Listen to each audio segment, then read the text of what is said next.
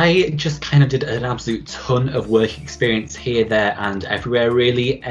Did stuff. I always kind of knew I wanted to go into journalism, but I was doing English, so they don't necessarily match up completely. So I did bits of work experience at BBC Newsround, ITV This Morning down in London. I did a placement as part of uni, which if you can do, go for it, with UTV. I also did other bits at Q Radio, and basically all those connections that you build up through those sorts of different work experience, that's kind of how I found that you tend to get a job afterwards, because in the sort of media world, often it's about who you know, which isn't the way it should be. But if you can get those connections and if you can build that experience up, that really does benefit you. Do literally everything, and just, it's really weird because I've come into this job and I think I've met my colleagues twice and I've been into the office twice. So it's really weird because everything is literally on a WhatsApp group chat, and that's what everything is, which is a really difficult way to kind of get started with things.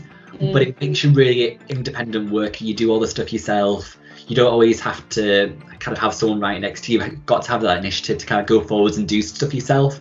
So even if you are working in an office in a few months' time when things are back to normal, hopefully, then just go out there and still do everything that you can do. Really just, it sounds stupid, but show off and show what you can do, because there's always, in the sort of world that I'm in, it's freelance.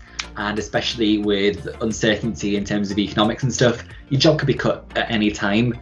So it's all about you just kind of showing that you're the very best person for the job, and that if another job comes up in the future with another employer, that you have the absolute perfect skills to go for that, and just kind of completely promote yourself. It's what you've got to do in this sort of world. So LinkedIn, if you want to go into news and journalism, Twitter is brilliant just to completely show off on that.